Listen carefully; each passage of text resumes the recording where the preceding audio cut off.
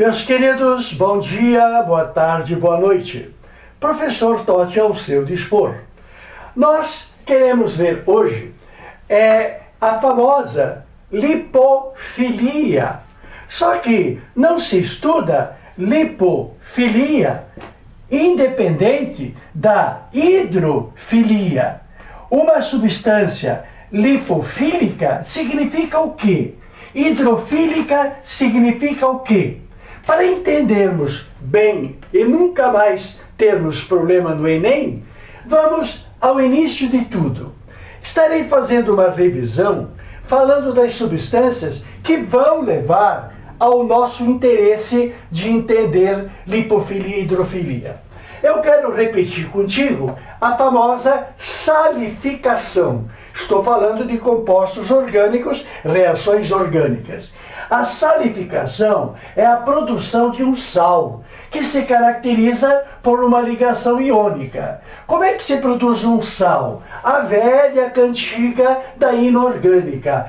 Ácido mais base, sal mais água. O ácido é a substância molecular que dentro d'água libera o H+. Esse H+, com esse OH- à base, formarão água. O H neutraliza o OH e é neutralizado por ele. E o potássio está de olho no lugar do H. O potássio entra aonde o H saiu. Temos então a formação de um sal, repetindo, composto iônico na sua essência. Agora, uma reação parecida com ela é quando o H que vai sair será substituído não por um metal, não por um cátion, mas substituído por um composto molecular. Composto molecular este originado de um álcool. Então a reação de número 2, a reação B, é quando o ácido, ao invés de reagir com base alcalina ou alcalina terrosa, reage com álcool, cujo OH está em carbono saturado. Se eu entender que esse H com esse OH formarão água, quem é que está de olho no lugar do H que saiu? Quem está de olho é o CH3. Se o CH2CH3, se o CH2CH3 entrar no lugar do H, de forma semelhante como o potássio entrou no lugar do H, se aqui em cima deu sal, foi uma salificação, aqui deu éster. Lembra? O que é um éster? Éster é o composto molecular orgânico que tem cadeia heterogênea, porém não é apenas éter, cadeia heterogênea. Tem, por conta desse S, a dupla O. Então, o éster se caracteriza por C, dupla O, OH, que são os caracteres principais do ácido carboxílico que o produziu. Portanto, a diferença de éster para sal, mais uma vez repetindo, é quando o composto não é mais iônico, como foi o de cima, é um composto molecular. Se o composto é um ácido de um carbono, é o metanóico, chamado também de fórmico. Se o ácido tem 2 carbonos, é o ácido etanóico, chamado também de acético.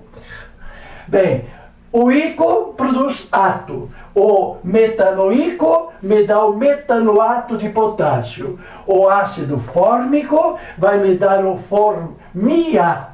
formiato de potássio. Se o ácido é o etanoico, vai me dar o etanoato de quem? Etanoato de etil, ou melhor, etanoato de etila. Se o ácido é o acético, vai me dar o acetato de etila. E as reações de produção de éster são reversíveis. Portanto, esta reação, ela tem a volta. E a volta será o quê? a desfeita do que aconteceu. Então a água vai entrar nesse espaço, sendo que o H da água volta a formar o ácido e o OH da água vai formar o álcool. Então, esterificação para a direita, hidrólise para a esquerda. Dissemos que essa reação produz um éster. Quero já começar a falar sobre lipídios. O que é lipídio? Está vendo onde eu quero chegar? Estas duas sílabas lipo. Lipo me lembra os lipídios ou lípides. O que são lipídios ou lípides? São ésteres naturais. Ora, nós temos ésteres pequenos como este. O etanoato de etila é a essência da maçã. A essência da maçã é etanoato de etila. É um lipídio de cadeia pequena. As frutas todas são ésteres naturais, são lipídios ou lípides.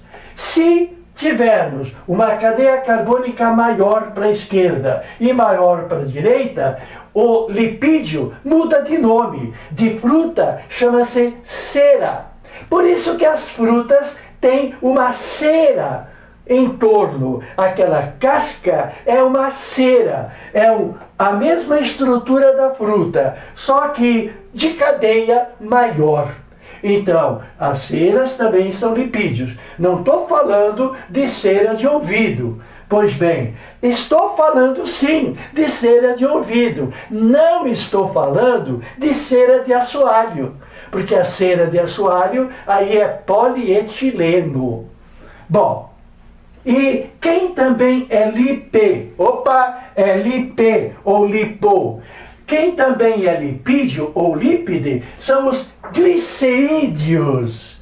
Bom, então vamos com calma para a nossa terceira situação.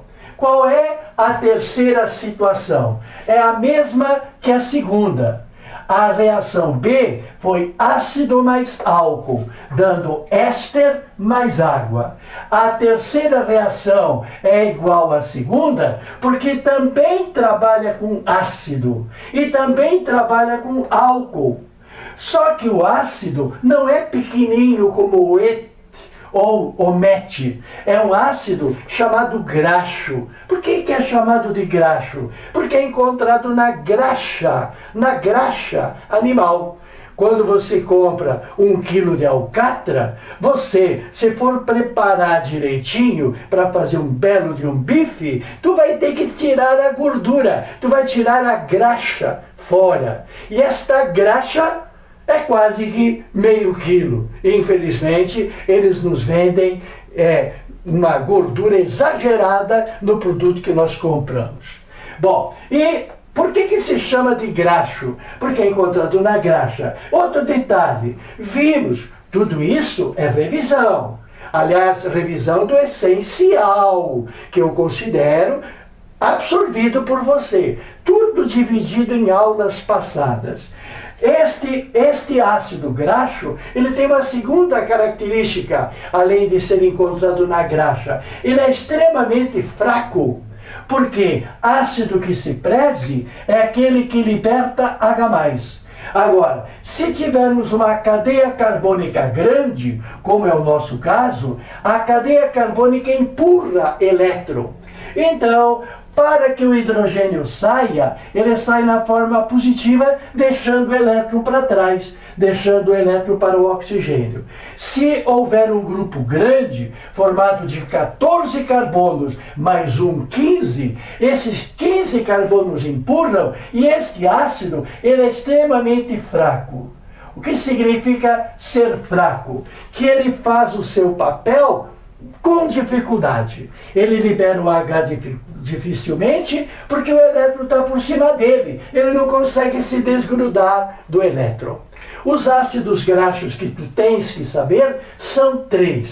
Se tiver um total de 16 carbonos, 15, 14 mais 15, mais esse aqui dá 16. Esse 16º é o carbono da carboxila, que eu posso resumir na forma de CO2H. Então, se eu tiver 16 carbonos, 15 mais 1, ele se chama ácido palmítico. Se, porém, ele tiver 17 mais 1, 18, portanto, ele é o esteárico. E agora uma novidade. A quantidade de H para ser um composto de simples ligações tem que ser o dobro da quantidade de C mais 2. Quantos carbonos eu tenho aqui? 17. Qual é o dobro de 17? 34. Ele tem 35. Não é 37 que tem que ser? Seria 37 se ele fosse isolado da carboxila. Como ele está ligado na carboxila, é o dobro mais 1. Então, eu posso dizer que o palmítico, que tem 31 em relação a 15, é saturado. Posso dizer que o esteárico é saturado. Agora, o tal do ácido, famosíssimo ácido oleico, que vai produzir óleo, o oleico, ele tem uma quantidade de H que é o dobro, 34, menos 1. Devia ser menos 2, mas ele está amarrado na carboxila.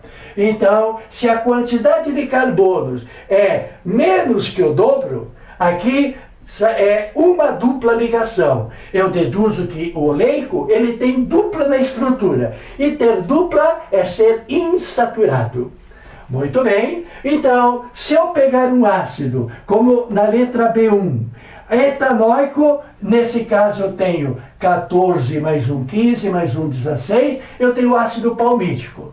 E o álcool, cuidado, esta é a princesona. A princesinha é o NH3, piramidal. A princesona é a glicerina. Quem é glicerina? É um álcool, triálcool, ligado a 3 carbonos. É o propan-ditriol, propanotriol, nas posições 1, 2 e 3. Que chamamos apenas de glicerina. É um álcool, ele não explode não. Ele é um álcool que dissolve gordura e que faz inúmeras reações. A glicerina, chamado também, para lembrar que é um álcool, glicerol. Se eu peguei o ácido mais álcool, me deu éster e água, se eu pegar este ácido com esse álcool, eu vou ter éster e água. Éster, qual é a característica do éster? Oxigênio intercalando a cadeia, mas tem, como nós estamos sempre insistindo para você jamais errar, tem aquele outro O. Então não é éter, é éster. Muito bom. Com o detalhe que este éster, ele é um éster triplo, porque saem os 3 OHs. De que jeito? Do jeito anterior. Considere que esse H saia com esse OH, vai formar água. Aqui temos um problema, porque ele sendo fraco, ele tem dificuldade de liberar o H. Então você pode compreender de outro jeito. Você pode dizer que o ácido perde o OH e a glicerina perderia o H. O certo é que eles vão formar água. E vai formar água e vai sobrar um O. E com todo o resto amarrado a ele. Então acompanha O, C dupla O, CH2 14 vezes e CH3. Bom, temos então um triéster que leva o nome que me interessa. É um lipídio ou lipide. Lipídio ou lipide. Lipo. Lipo vem da onde? Vem de lipídio. Quando o éster é pequeno, o lipídio chama-se fruta.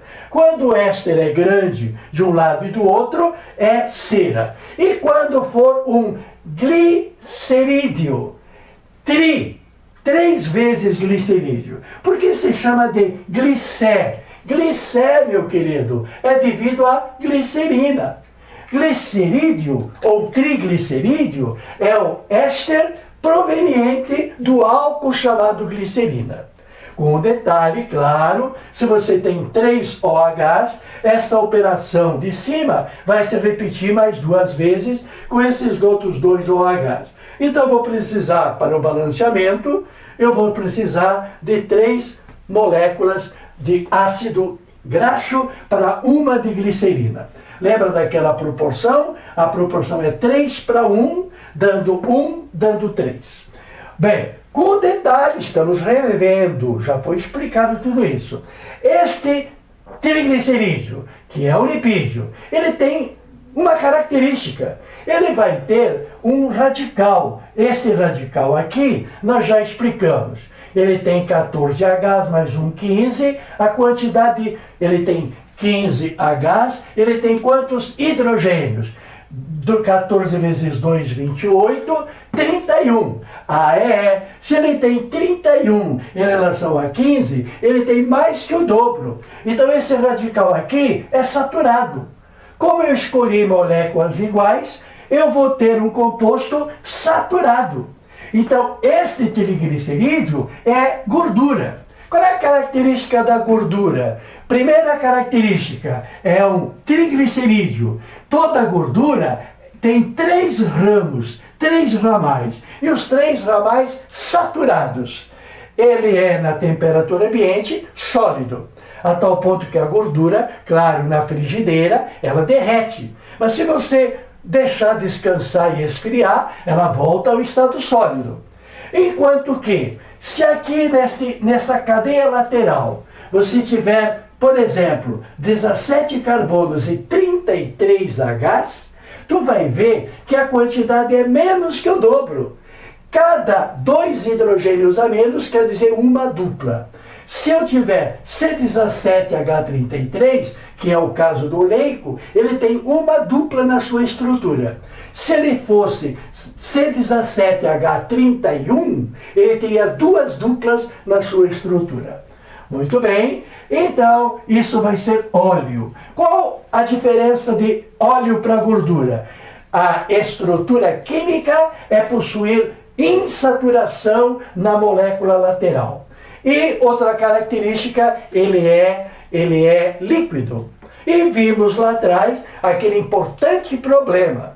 Se você pegar um óleo muitas vezes insaturado, por exemplo, C17H31, e colocar para fritar pastel, desde as 6 horas da manhã. Quando você chega lá na feira às 2 horas da tarde, comer o pastel com o mesmo óleo que usou às 6 horas da manhã. O que aconteceu? Aquele óleo que era poliinsaturado pode saturar parcialmente.